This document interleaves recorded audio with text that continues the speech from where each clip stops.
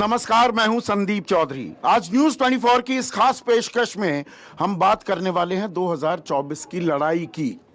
18 महीने बाद लोकसभा चुनाव होने वाले हैं और जिस तरह से तेजी से राजनीतिक घटनाक्रम बदल रहा है तो कुछ सवाल बहुत मौजू हो जाते हैं। सीबीआई ईडी के छापे पड़ रहे हैं। अरविंद केजरीवाल कह रहे हैं सीरियल किलर की तरह काम कर रही है बीजेपी।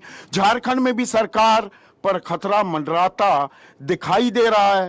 कांग्रेस और हाशिए पर जाती दिख रही है। वहां पर बिछड़े सभी बारी बारी की कहानी हो रही है। गुलाम नबी आजाद के बाद मनीष तिवारी ने भी अपनी नाराजगी का खुलकर इजहार किया है। तो दूसरी तरफ बिहार में नीतीश कुमार ने बीजेपी का दामन छोड़कर 7 दलों के साथ हम साथ साथ हैं का मंत्र अपनाते हुए नई सरकार बना ली है। तो ये 2024 की जो लड़ाई है वो बड़ी दिलचस्प होने वाली है क्या? और इस पर बात करने के लिए उत्तर प्रदेश के मुख्यमंत्री रह चुके अखिलेश यादव से बेहतर चेहरा कौन हो सकता है? अखिलेश, 2024 की तैयारी हो रही है या अभी मन बनाया जा रहा है? पॉलिटिकल पार्टीज, और क्योंकि अभी अभी हम लोग चुनाव हारे हैं, जिन्होंने हराया है उन्हें हराने की तैयारी जिस दिन हारे थे उसी दिन से है। और यूपी की जिम्मेदारी बड़ी बनती है। ये सरकार भी यूपी से बनी थी। अगर कोई बाहर करेगा इन्हें तो यूपी बाहर करेगा। इससे ज़्यादा कहाँ ऊंचाई पे जाएंगे? 2 बार मौका मिला, 2 बार सरकारें बनी, यूपी की सरकार बन गई। सवाल तो वही के वही हैं। बेरोजगारी कहाँ पहुँच गई? फर्रुखाबाद का मैं उदाहरण दे सकता हूँ। 1,13,000 नौजवान अग्निवीर भर्ती के लिए आए हैं और 1,10,000 से ज़्यादा लोग ऐसे होंगे जो घर जाएंगे वापस। ये तो कुछ जिलों की बात है। इसी तरह महंगाई कहाँ पहुँच गई? जो वादे किए थे वो पूरे नहीं हुए। इसलिए यूपी जहाँ से बीजेपी बनी थी वहीं से बीजेपी बाहर होगी। पर ये लड़ाई लंबी, और हम अपना न्यूज़ रूम भी अपने दर्शकों को भी दिखाएंगे, आपको न्यूज़ रूम में घुमाएंगे। आप मुद्दों की जब बात करते हैं, महंगाई की, बेरोजगारी की, मुद्दे तो थाली पर सजे हुए हैं विपक्ष के पास। मुद्दों की भरमार तो आपके पास अभी 4 महीने पहले विधानसभा चुनाव हुए तब भी थे, पर आपको हार का सामना करना पड़ा। 2014, 2019 लोकसभा में भी आपने सामाजिक समीकरण भी किए, 2 लड़के साथ भी चले, बुआ बबुआ भी साथ आए, पर बीजेपी को रोक नहीं पा रहे हैं। इस बार अलग क्या है आपके मन में? देखिए, अनुभव तभी मिलेगा जब आप फेस करेंगे चीज़ों को। मैंने सब समीकरण बना करके देख लिया है और कम से कम मैं ये कह सकता हूँ, जब समाजवादी पार्टी और बहुजन समाज पार्टी का अलायंस था, देश में बीजेपी को किसी ने हराया था तो इसी अलायंस ने कुछ सीटें हराई थी। इस बार के चुनाव में भी जहाँ समाजवादी पार्टी ने अन्य दलों से गठबंधन किया था, जो सीटें बढ़ी हैं, जिस तरीके से परसेंटेज ऑफ वोट बढ़ा है, कम से कम समाजवादी लोग ये जान गए कि बीजेपी को हराया जा सकता है। और अगर ये बात मान ली है और ये भरोसा अगर है हमारी पार्टी के अंदर कि बीजेपी को हराया जा सकता है, उनके डिप्टी सीएम हार गए, डिप्टी सीएम फेस नहीं कर पाए, उनके बहुत बड़े बड़े दिग्गज नेता हार गए। तो कम से कम समाजवादी पार्टी ने जिन लोगों को साथ लिया है, ये तो जान गए कि हराया जा सकता है। और इसीलिए मैं कह सकता हूँ, उत्तर प्रदेश की जनता ने ही 2014 में जिस समय समाजवादी सरकार थी, भरोसा करके इनकी सरकार बनवाई थी। आज वो सवाल वैसे के वैसे हैं। आज डेमोग्राफिक डिविडेंड की बात क्यों नहीं कर रहे हैं? डेमोग्राफिक डिविडेंड क्यों भूल गए वो शब्द? क्योंकि वो जानते हैं कि नौजवानों को नौकरी रोजगार नहीं दिया। महंगाई कहाँ पहुँच गई? क्या डीजल की कीमत थी, क्या पेट्रोल की कीमत थी, क्या खाने पीने की सामान की कीमत थी, आज क्या है? आप दूध पे जीएसटी लगा रहे हैं और ये कहते हैं कि दूध पे गरीब के लिए नहीं लगाया है। आज कौन गरीब, मध्यम वर्ग या शहर में रहने वाला पैक दूध नहीं ले रहा है? और मुझे तो लगता ये है कि सभी कोऑपरेटिव्स बर्बाद हो जाएं, सोसाइटीज़ बर्बाद हो जाएं, जो दूध का काम करने स्टेट केवल अमूल जिंदा रहे। अमूल को कैसे मुनाफा पहुंचे, अमूल को कैसे मुनाफा दिया जाए, इसलिए जानबूझ करके सरकार ने थोपी है जीएसटी, जिसमें दूध, दही और सब चीज़ों पर। देखिए, आज ना आप अभिमन्यु की तरह हैं। हमने आपको चक्रव्यूह में घेरा है।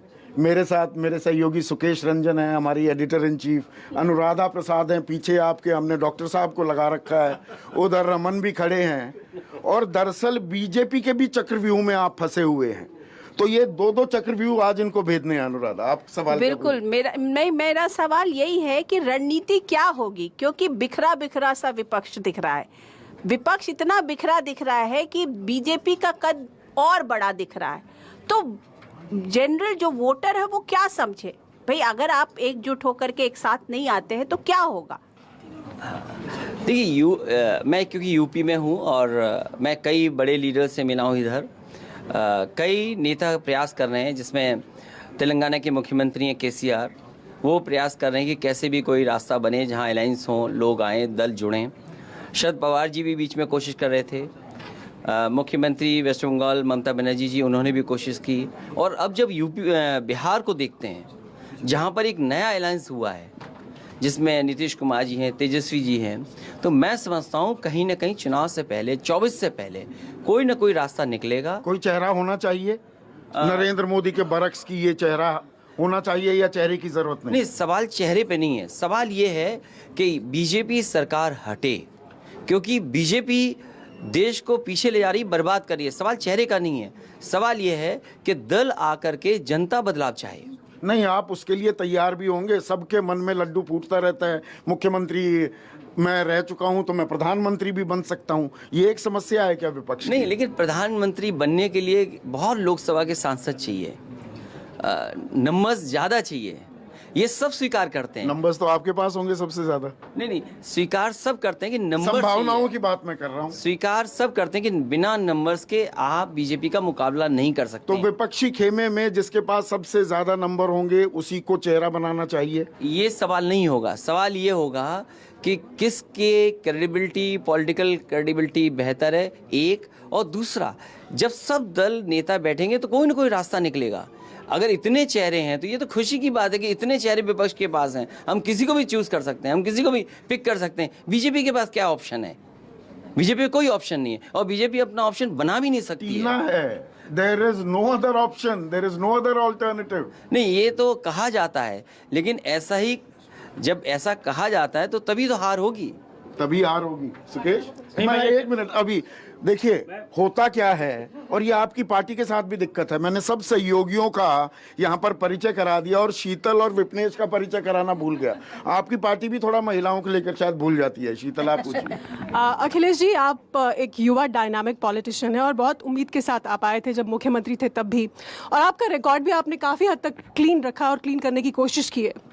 लेकिन फिर ऐसा क्यों है कि चुनाव के वक्त समाजवादी पार्टी को विरोधी विपक्षी लॉ एंड ऑर्डर के मामले को लेकर घेरने में कामयाब हो जाते हैं, जबकि आपकी छवि साफ सुथरी रही और आपने इसको लेकर काम भी काफ़ी किया? नहीं, ये सवाल अच्छा इसलिए पूछा है कि जब मैं मुख्यमंत्री था तो मैं देखता था कि उत्तर प्रदेश की कोई घटना हो उसमें मेरा चेहरा, मेरी तस्वीर लगाई जाती थी।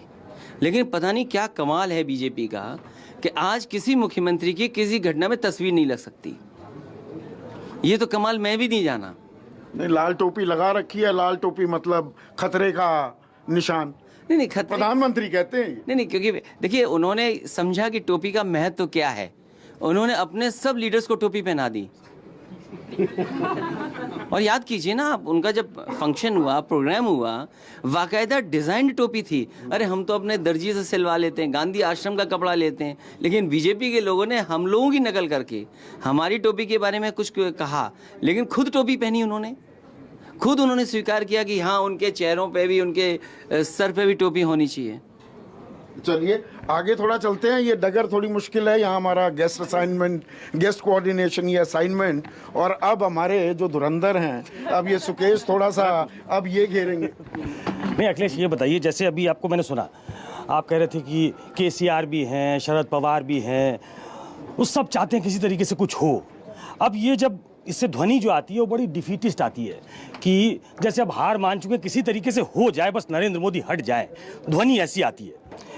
और एक नाम आपने उसके बाद लिया कि जैसे बिहार में कुछ हुआ है, तो बिहार में जिन्होंने किया है नीतीश कुमार, उनकी बड़ी स्पष्ट राय है, वो आने वाले हैं दिल्ली, कि सबको एकजुट करेंगे।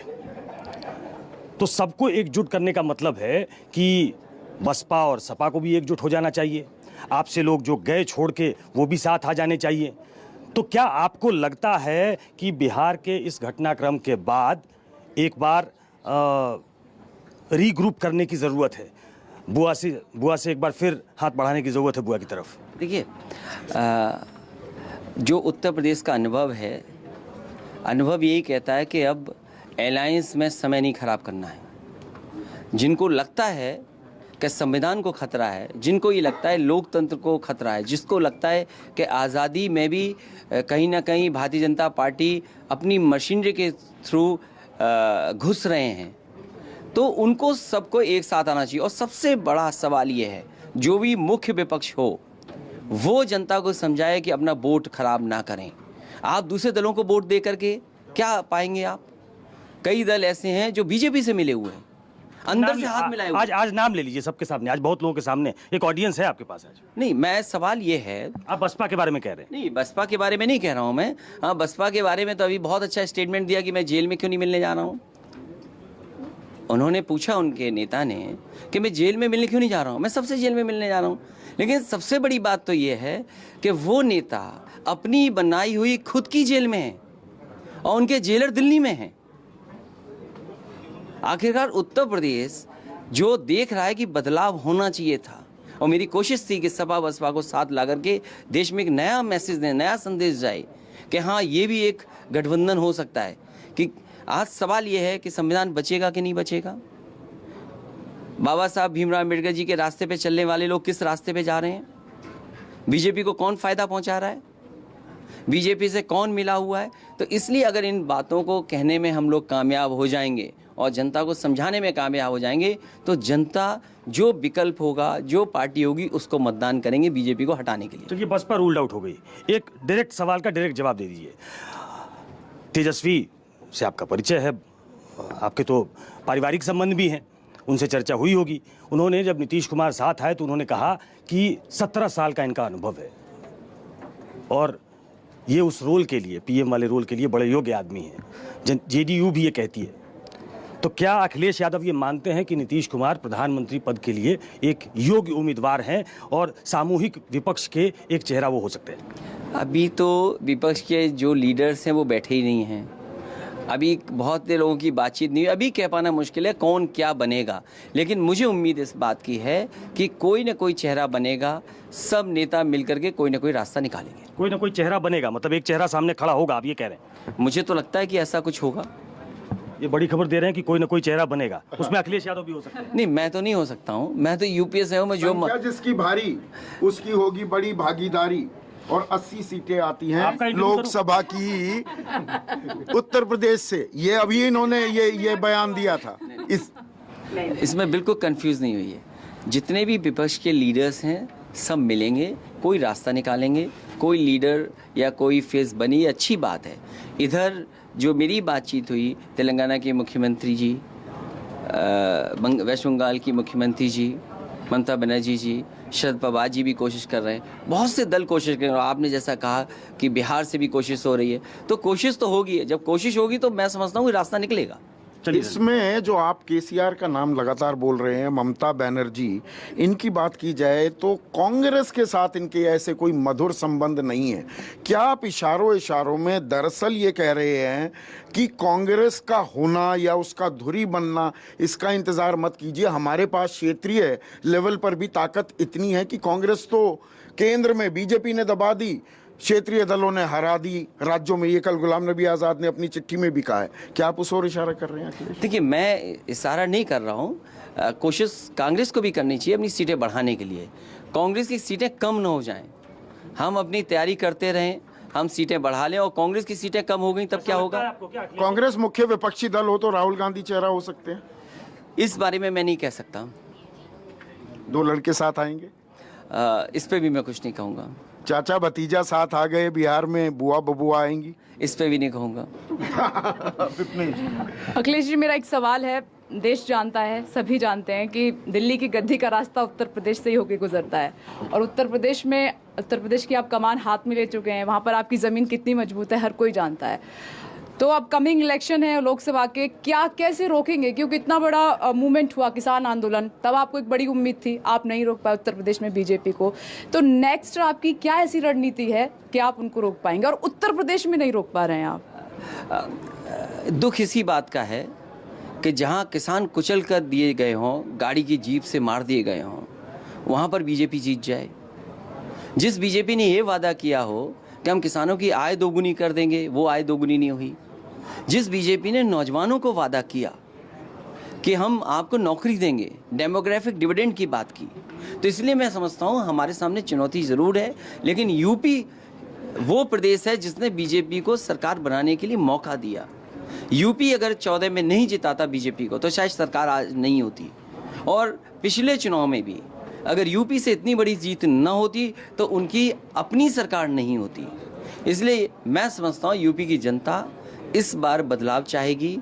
उसने बहुत देख लिया कितने झूठे वादे किए बीजेपी के लोगों ने, एक एक वादा उनका झूठा है। आप नोटबंदी पे बात कीजिए, आपके वादे पे यकीन क्यों नहीं हो रहा है? ये जो प्रोपेगेंडा है या जो परसेप्शन की जो लड़ाई है, ये बड़ी लड़ाई है। लेकिन कम से कम हम इस बात के लिए तैयार थे पिछली बार, और कम से कम कोशिश हम लोगों ने की। बीजेपी को हरा लिया हम लोगों ने। कौन हरा सकता था इतनी सीटें? बीजेपी कभी कल्पना नहीं कर सकती थी। नहीं, पर आप 125 तक ही आ पाए, और जिन लोगों के साथ आप चले थे, देखिए आप विपक्षी एका की जब बात करते हैं, उत्तर प्रदेश में जो सबसे बड़ा राज्य है और दिल्ली की गद्दी का रास्ता लखनऊ से होकर गुजरता है, वहाँ ओम प्रकाश राजभर हों, आपके चाचा शिवपाल हों, वही आपके साथ नहीं है। ये एक बड़ी समस्या है क्या विपक्षी के में? देखिए, और खुद अखिलेश यादव की भी कभी अंग्रेज़ों ने डिवाइड एंड रूल पॉलिसी के तहत राज किया यहाँ पर। बीजेपी ने वही डिवाइड एंड रूल किया। डिवाइड एंड रूल केवल धर्म के आधार पे नहीं, धर्मों को बांटना नहीं, जातियों को बांटना नहीं, जो विपक्ष है उसको कैसे बांटा जाए, उस रणनीति पे भी काम कर रहे हैं। और जो लोग छोड़ के चले गए हैं, कम से कम उन्हें जब जनता में जाएंगे तो जनता उनसे सवाल पूछेगी कि आप तब साथ थे, तब आपको मतदान मिला, क्या कारण था आप चले गए। जनता वैसी है, उनके खिलाफ खड़ी है अभी। पर वो आपसे सवाल पूछ रहे हैं कि एसी कमरों में बैठकर आप राजनीति कर रहे हैं, आप सड़कों पर नहीं उतरते। देखिए, उनके पे चर्चा इसलिए नहीं करूंगा कि ज़माना एसी का नहीं, डीसी का भी आ गया है। और वो क्योंकि किसी और की भाषा बोल रहे हैं। जब बीजेपी जानती है कि मुद्दे पे मुकाबला नहीं हो सकता है तो वो पर्सनल अटैक करते हैं, और खुद नहीं करते हैं तो किसी से करवाते हैं पर्सनल अटैक। ये बीजेपी की कोई पहली रणनीति नहीं है। जो लोग किसी की इमेज खराब करने के लिए, कि किसी प्रोपेगेंडा के लिए पैसे खर्च करते हो, उनसे क्या नहीं कल्पना की जा सकती। अनुराधा, अखिलेश जी, फिर आप ये तो मानेंगे ना कि बीजेपी के पास बड़े बड़े चाणक्य हैं, अमित शाह चाणक्य हैं, फिर आप उनको बोलेंगे ना कि हाँ, इस देश में आज की डेट में अमित शाह नंबर 1 के चाणक्य हैं। देखिए, मैं किसी व्यक्ति के लिए नहीं कह रहा हूँ कि कौन चाणक्य क्या नहीं है, लेकिन मैं ये बात मानता हूँ कि बीजेपी से बड़ा झूठ, बीजेपी से अच्छा झूठ, और उस झूठ को ज़मीन तक पहुँचाने की अगर किसी पे कामयाब, मतलब किसी पे है हुनर, तो वो इन पर है। वो किसी और पॉलिटिकल पार्टी के पास नहीं है। आप मुझे बताइए, एक एक फैसला इनका गलत है। इन्होंने कहा नोटबंदी के बाद काला धन खत्म हो जाएगा, काला धन वापस आ जाएगा, भ्रष्टाचार नहीं होगा। क्या हम ये बात स्वीकार कर सकते हैं? दूसरा, जीएसटी का कहा कि जीएसटी लागू होने से अर्थव्यवस्था बेहतर होगी, लेकिन जीएसटी लागू होने से कितने संशोधन हुए जीएसटी के? आज जीएसटी कहाँ पहुँच गया? तो वर्क इन प्रोग्रेस है, वर्क इन प्रोग्रेस है।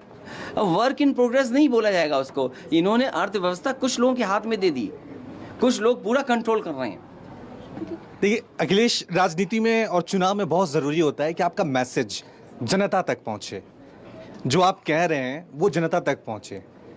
पिछले चुनाव को देख लें, विधानसभा, लोकसभा, आपका मैसेज जनता तक पहुंच नहीं रहा है। वजह क्या? आप कह रहे हैं कि आपके पास महंगाई मुद्दा है, बेरोजगारी है, अर्थव्यवस्था है, तो वो जनता समझ क्यों नहीं पा रही है, चूक क्यों नहीं हो पा रही है? बीजेपी कोई भी मैसेज दे रही है वहां तक पहुंच रहा है, तो ये कहाँ गलती कहाँ हो रही है? देखिए, बहुत सिंपल एक एग्जांपल मैं देता हूँ, क्योंकि मैं नोएडा में हूँ। मुझे याद है जब दिल्ली से कनेक्ट करने वाली मेट्रो जो नोएडा को कनेक्ट कर रही थी, उसका उद्घाटन होना था। कोरिया के सबसे बड़े स्टेट हेड वहाँ पर, उनके साथ प्रधानमंत्री जी थे, और दिल्ली सरकार ये कह रही थी कि उन्हें क्यों नहीं बुलाया गया। दिल्ली के मुख्यमंत्री ये कह रहे थे कि उन्हें इस उद्घाटन में क्यों नहीं बुलाया गया। उस समय मैंने कहा था कि ये जो प्रोजेक्ट है, अगर किसी ने लगाया है तो वो समाजवादी सरकार का है, और पूरा का पूरा नोएडा का पैसा है जिससे ये प्रोजेक्ट लगा है। मैं अकेला बोला, लेकिन मेरे सपोर्ट में तो किसी ने नहीं बोला, क्योंकि बात सही थी, लेकिन उस बात को मैं कितना रीच आउट कर सकता हूँ, वो संसाधन हमारे पास नहीं है। वो संसाधन अगर किसी पर है तो वो बीजेपी पर है।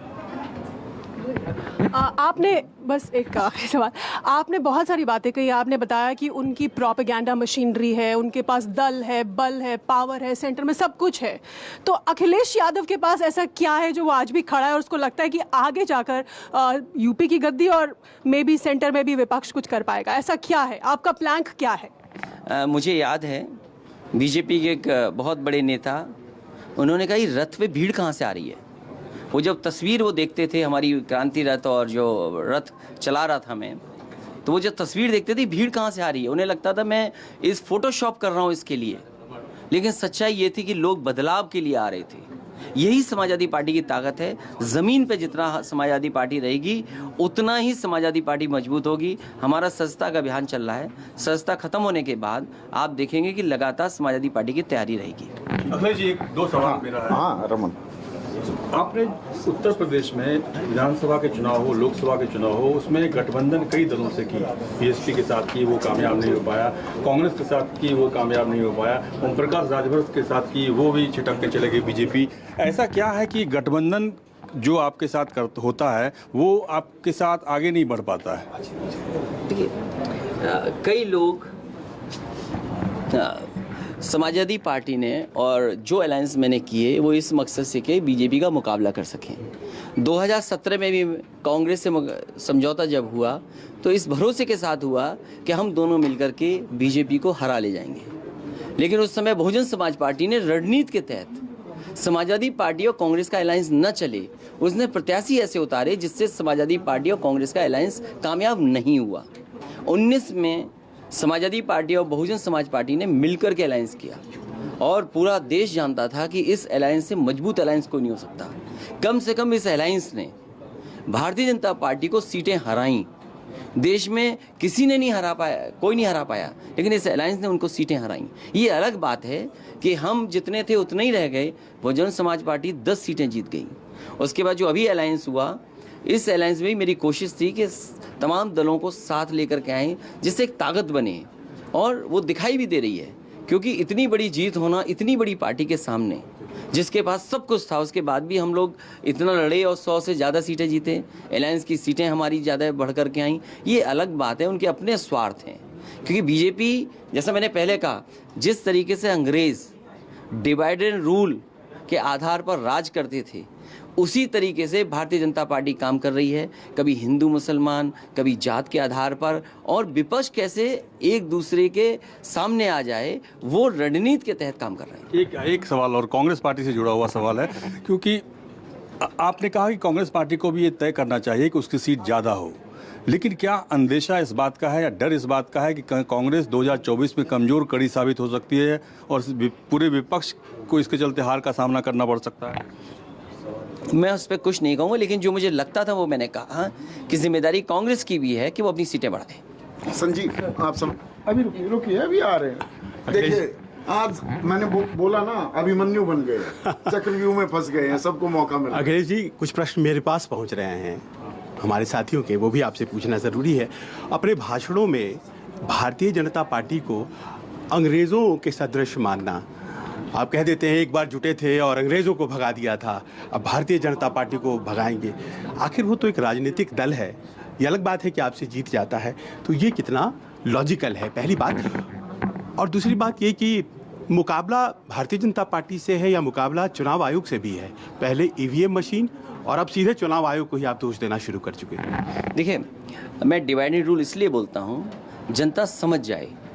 जनता ने देखा है कि अंग्रेज़ों ने किस तरीके से राज किया था। भारत के लोगों को भारत के आपस में लड़ा करके उन्होंने लगातार राज किया। आज बीजेपी क्या कर रही है?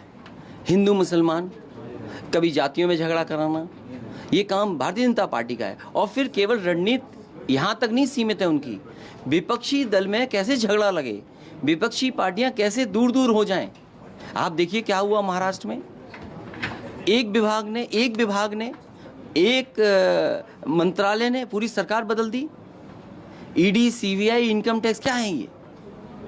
अभी उत्तर प्रदेश में बुंदेलखंड एक्सप्रेसवे का उद्घाटन हुआ, प्रधानमंत्री के जाते ही दूसरे दिन बारिश हो गई, पूरा ढह गया। क्या ईडी सीबीआई होगी कि नहीं होगी? बुंदेलखंड कोई छोटा मोटा वो नहीं है। 15,000 करोड़ का एक्सप्रेसवे है और उसको एक्सप्रेसवे बोलेंगे? आप डबल लेन बना दे रहे हैं। एक्सप्रेसवे के मानक क्या हैं? इस भारतीय जनता पार्टी ने और उत्तर प्रदेश की सरकार ने पहले तो मानकों के साथ खिलवाड़ की। जो समाजवादी पूर्वांचल एक्सप्रेसवे था उसका मीडियन कितना होना चाहिए था? इंडियन रोड कांग्रेस कहती है कि 12 मीटर से ऊपर होना चाहिए मीडियन, इन्होंने मीडियन बदल दिया। उसके बाद उसका जो अर्थ वर्क था वो कम कर दिया। सर्विस लेन पूरी नहीं, वे साइड एमिनिटीज़ नहीं है, लाइट नहीं है, आपकी मार्किंग नहीं है, बाउंड्रीज नहीं है, मंडी नहीं है, तो आपने आधा अधूरा बनाया एक्सप्रेसवे। और बुंदेलखंड कह रहे चित्रकूट तक जोड़ा है, चित्रकूट पहुंचा ही नहीं, चित्रकूट पहुंचा नहीं। तो सोचिए, इतना झूठ बोलने वाले, इसीलिए मैंने कहा ये झूठ बोलते हैं, डिवाइड एंड रूल करते हैं। और जो दूसरा सवाल है आपका, आप कहीं उत्तर प्रदेश में चले जाइए और आज तो रिजल्ट सामने है, आप कोई भी बूथ समाजवादी पार्टी का उठा लीजिए और रैंडमली चेक करिए। अगर वहाँ गांव में अगर ना पाएं आप कि उनका वोट नहीं डालने दिया या नहीं डाल पाए या सूची में नहीं था, आज अगर वोटर लिस्ट में नाम नहीं है तो जिम्मेदारी पॉलिटिकल पार्टीज की बात मानता हूं मैं। लेकिन अगर किसी पॉलिटिकल पार्टी की जानबूझ करके वोट हटाए जाएं, इसकी जिम्मेदारी कौन निभाएगा? इलेक्शन कमीशन बताए कि उत्तर प्रदेश में, या गिनती कराए आज कि कितने लोग वोट नहीं डाल पाए। अगर पॉलिटिकल पार्टीज की जिम्मेदारी है उनका वोट बढ़वाने का, तो पॉलिटिकल पार्टी के साथ साथ इलेक्शन कमीशन की भी जिम्मेदारी है कि वोट किसी का छूटे नहीं। अगर वोट बन गया है तो फाइनल लिस्ट में वोट कटे नहीं। और रणनीति के तहत भारतीय जनता पार्टी के सारे पर इलेक्शन कमीशन ने वोट काटे थे और जानबूझ करके यादव और मुस्लिम के वोट काटना उन्होंने रणनीति के तहत काम किया है कि पीडीएफ की फाइल उन्होंने आरएसएस और अपने पन्ना प्रभारियों के माध्यम से मार करवा करके वोट काटने का काम किया।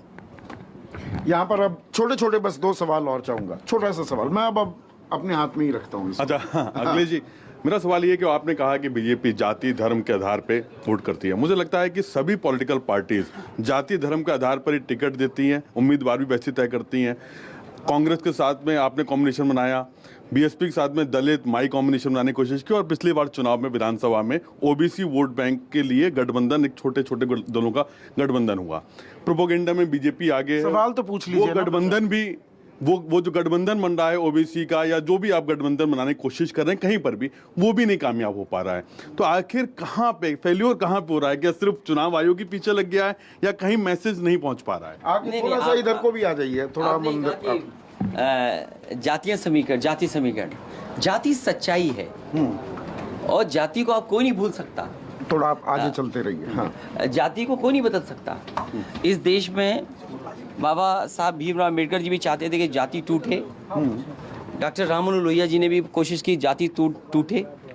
धर्म परिवर्तन पे तो बहस होती है, लेकिन मैं जाति अगर बदलना चाहूँ तो क्या मैं जाति बदल सकता हूँ? अगर मैं चाहूँ जाति बदलना तो नहीं बदल सकता, ये सच्चाई है।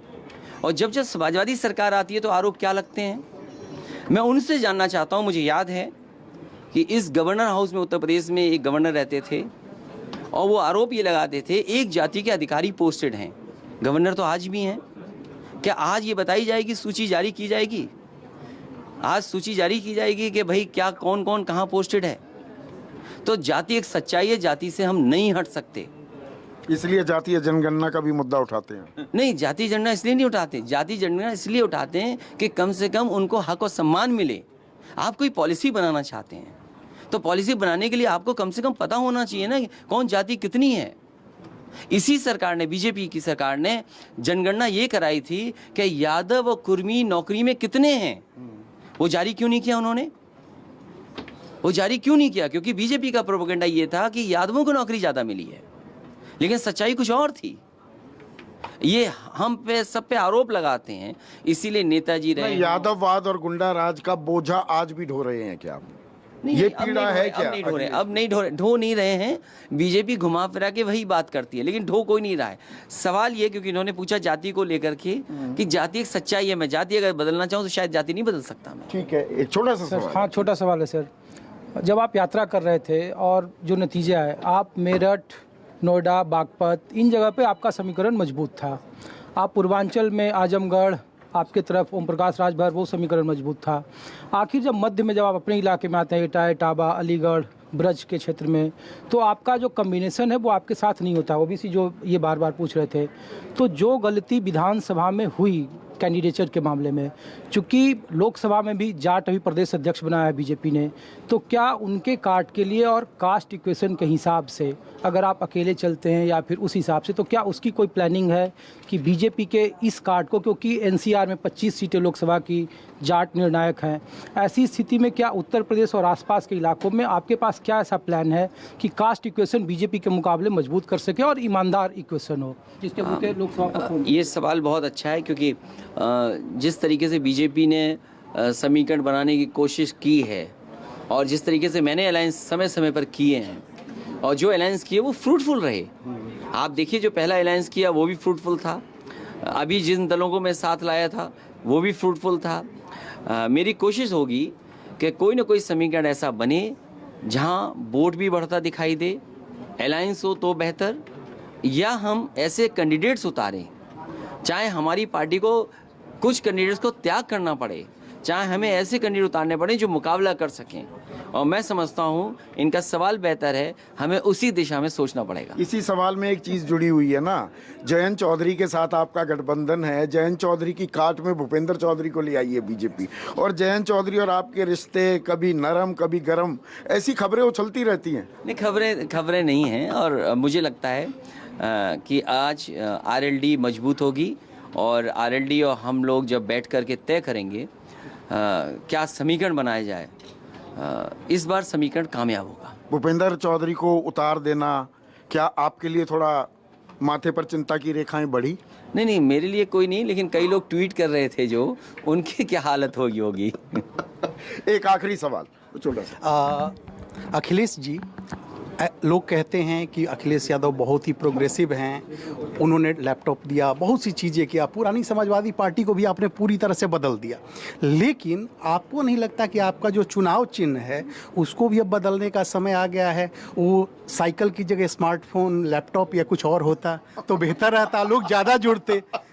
साइकिल पंक्चर भी हो जाती है, नहीं, उसके साथ दिक्कत ये है। देखिए, दुनिया साइकिल की तरफ जा रही है। बहुत सारे देश ऐसे हैं जो अर्बन ट्रांसपोर्टेशन में साइकिल का बहुत बेहतर इस्तेमाल कर रहे हैं। हालांकि हमारा वेदर हमें परमिट नहीं करता है कि हम उतनी बेहतर व्यवस्था बन सके। साइकिल ट्रैक भी बनवाई, इस्तेमाल मैंने नोएडा में साइकिल ट्रैक बनाए थे, लखनऊ में साइकिल ट्रैक बनाए, एज इट इज़ हैं आज भी। और साइकिल हाईवे देश का पहला बनाया मैंने, लगभग 200 किलोमीटर का, वो आज भी एज इट इज़ है। सवाल ये कि हमारा वेदर नहीं परमिट करता है, और उसके लिए इंफ्रास्ट्रक्चर अगर हो, अगर हम वॉशरूम्स बना सकें, अगर हम शावर पॉइंट्स बना सकें और कुछ हम लॉकर्स दे सकें, तो शायद लोग, और हम इनकरेज करें तो शायद कल को साइकिल ट्रैक कामयाब होंगे। जहाँ तक चुनाव चिन्ह बदलने की बात है, शायद साइकिल से बेहतर कोई हो नहीं सकता चुनाव चिन्ह। सुकेश, अखिलेश जी, एक सवाल ऐसा है जिसपे आपका कैंडिड टेक चाहिए। अभी खबर चल रही है झारखंड की सियासत पर, अपडेट देख रहे होंगे आप। अब इनकी सदस्यता चली गई है हेमंत सोरेन की, कि उन्होंने वो खनन मंत्रालय उनके पास है और उन्होंने अलॉट करा लिया खनन अपने ही नाम। आपको लगता है कि राजनीति में इन चीज़ों से बचना चाहिए? आप उनके एलाई हो सकते हैं, आप यूपीए के पार्टनर हो सकते हैं, या आप विपक्षी दलों में एक हो सकते हैं, लेकिन ऐसी जब खबरें आती हैं तो आपको नहीं लगता है कि ये नेताओं को और आपके विपक्ष के कुनबे को एक बुरा नाम देता है? देखिए, ये बड़ा विषय आपने उठा दिया, और देश के कुछ पॉलिटिकल लोगों को देखेंगे आप तो वो खुद ही बिजनेसमैन हैं, और कई लोग बिजनेस करते हैं, लेकिन जिन्हें ऊंचे पद पे पहुंचना है उन्हें थोड़ा बिजनेस से दूर रहना चाहिए, और बीजेपी से कम सीखना चाहिए कि बीजेपी ये कोशिश करती है उसके बिजनेस मित्र अच्छे हों। शायद ये गलती उनसे हुई, हालांकि वो मैं नहीं जानता हूँ टेक्निकल क्या रहा होगा, इलेक्शन कमीशन ने क्या फ़ैसला लिया या कानूनी क्या उसकी चीज़ रही है, लेकिन मैं ये कहता हूँ कि हम सब लोगों को बीजेपी से सीखना चाहिए कि आपके उद्योगपति मित्र हों, बड़े मित्र हों, अच्छे मित्र हों। जब आप परेशानी में तो वो मदद करें, जब आप कुर्सी पे उद्योगपति से मित्रता गलत बात है क्या? तो मित्रता तो होनी चाहिए। नहीं, वो मैं, क्योंकि आपने कैंडिडेट बोला इसलिए मैं बहुत लाइटली ले रहा हूँ बात को। इसका अदरवाइज भी लोग ले सकते हैं कि मैं ये क्या सुझाव दे रहा हूँ। मित्र होना ज़रूरी है, लेकिन मित्र को सब लाभ देना ज़रूरी नहीं है। चलिए, इन्होंने बड़ी बात कही। अब ये सीबीआई, ईडी, आईटी आजकल वो जमाई भी बता रहे हैं तेजस्वी यादव, आपको डर नहीं लगता? मेरी क्योंकि हो चुकी है सब ये जांच, इसलिए मैं अनुभव ना वो में हूँ। जांच दोबारा से खुल भी जाती है। नहीं जांच खुल जाएगी तो मेरे पेपर्स तो करेक्ट है ना। कम से एक कम अनुराधा उसके लिए- सवाल उसके पूछना लिए चाह मैं रही थी। कांग्रेस का धन्यवाद दूंगा। क्योंकि आज आप हमारे मेहमान हैं तो आखिरी सवाल हमारी एडिटर इन चीफ से। नहीं, मेरा सवाल ये है कि फ्री बीज पे और फ्री की रेवड़ी पर बड़ी से बात हो रही है अखिलेश जी, आपको क्या लगता है कि देश को फ्री बीज की जरूरत है या नहीं होना चाहिए? क्या है पॉलिटिकल पार्टी का, समाजवादी पार्टी का व्यू क्या है फ्री बी के ऊपर? देखिए, बीजेपी जानबूझ करके लोगों को उलझा रही है। अभी मैंने इंडस्ट्रियल पॉलिसी बहुत बेहतर तरीके से नहीं पढ़ी है, लेकिन जो मैं ऊपर से देख रहा हूँ वो मुझे दिखाई ये दे रहा है कि अगर कोई बड़ा कारखाना लगाता है तो उसे 500 करोड़ तक की छूट मिलेगी। तो मैं इस 500 करोड़ को क्या रेवड़ी मानूं? और कोई भी जो इंडस्ट्रियल पॉलिसी बनती है उसमें कहीं ना कहीं आप सपोर्ट करते हैं, इंडस्ट्री को किसी न किसी रूप में सपोर्ट करते हैं। आप इंटरेस्ट सब्सिडी देते हैं, ग्रांट देते हैं। तो अगर 500 करोड़ आपको किसी को ग्रांट दे रहे हैं या इंटरेस्ट सब्सिडी दे रहे हैं तो क्या हम इसको रेवड़ी माने? लैपटॉप अगर हमने फ्री दिया है, इसको रेवड़ी नहीं कहा जा सकता है, क्योंकि लैपटॉप से उस परिवार को बढ़ने का मौका मिला है जो परिवार खरीद नहीं सकता है। साइकिल मिली है, वो चल सकता है। चीफ जस्टिस ऑफ इंडिया ने कहा कि कुछ पॉलिटिकल पार्टीज ने साइकिल दी है, एक साइकिल बेहतर विकल्प था। तो मैं बीजेपी से ही जानना चाहता हूँ, किसी को 1000 करोड़ का फायदा पहुंचाएं वो रेवड़ी है कि गरीब को एक लैपटॉप दे दें वो रेवड़ी है? और बीजेपी मुझे बताए कि सर्वदलीय बैठक होनी चाहिए इस पर, यह सवाल सारे दल बैठकर एक बार तय करें। ये केवल भारत की बात नहीं है, कम से कम बीजेपी को कहना चाहिए दुनिया में इस तरह की चीजें होती हैं गरीब के लिए। कौन कहता है गरीब के लिए नहीं है? ये जितनी भी डेमोक्रेसी है, जितने भी डेमोक्रेटिक कंट्रीज हैं दुनिया में, अपने देश के लोगों को कुछ न कुछ सहूलियत इस तरह की देते हैं। इसलिए बीजेपी को गुमराह लोगों को नहीं करना चाहिए और खासकर प्रधानमंत्री जी को किसी अच्छी योजना के लिए रेवड़ी नहीं कहना चाहिए। अगर 1000 करोड़ रेवड़ी नहीं है तो लैपटॉप भी रेवड़ी नहीं हो सकती। आखिरी सवाल ये देखिए, ये जो मंथन चल रहा है, समुद्र मंथन राजनीति का, 18 महीने की जो लड़ाई है और विपक्ष को लामबंद करने की भी कोशिशें हो रही हैं, ऐसे में आप नेताजी को, मुलायम सिंह यादव के सक्रिय होने को मिस करते हैं या हरकिशन सिंह सुरजीत जैसे एक सूत्रधार की कमी महसूस करता है विपक्ष और अखिलेश यादव भी?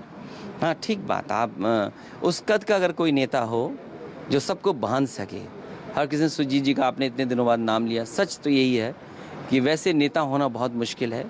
और मैंने देखा है नेताजी को किस तरीके से पॉलिटिकल पार्टीज़ के लीडर्स के साथ संबंध रखना, उनको जोड़ना।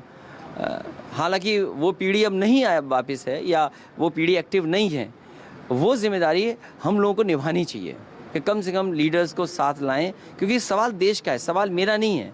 आज हम तो विपक्ष में, हम तो देख रहे हैं चीज़ों को, लेकिन जिस नज़रिए से मैं देख रहा हूँ देश बर्बादी की ओर जा रहा है। कोई कल्पना कर सकता है 10-12 जिलों के नौजवान आए अग्निवीर की भर्ती में, 1,13,000 ने फॉर्म भरे हों, 1,10,000 घर वापस जाएंगे। और अब तो पड़ोसी आपका नेपाल कह रहा है कि हम अग्निवीर जैसी भर्ती में गोरखा नहीं, गोरखा का क्या प्राइड था सोचिए, गोरखा भर्ती होना। गोरखा मार्शल सैम मानेकशॉ गोरखा रेजिमेंट के ही थे। और गोरखाओं का बहुत बड़ा योगदान है हमारी फौज को, हमारी जितनी भी लड़ाइयाँ हुई हैं उसमें गोरखास का बहुत बड़ा योगदान है। और न केवल योगदान है हमारी फौज के लिए, देश की सुरक्षा के लिए बहुत कुछ किया उन्होंने, और इससे कहीं ना कहीं हमारे संबंध बेहतर होते थे नेपाल से। सोचिए, ये भारत की जो नई सरकार है, बीजेपी जो अग्निवीर ला रही है, मैं समझता हूँ कोई भी फौजी अग्निवीर व्यवस्था को पसंद नहीं कर रहा। अग्निवीर की आपने बात की है, पर विपक्ष के लिए भी दरअसल ये अग्निपथ है अगले 18 महीने। और इसीलिए आज हमारे सवालों के चक्रव्यूह में फंसने के लिए और उससे बाहर निकलने के लिए अखिलेश यादव, आपका बहुत बहुत शुक्रिया। हमारी इस खास पेशकश में बस इतना ही। नमस्कार।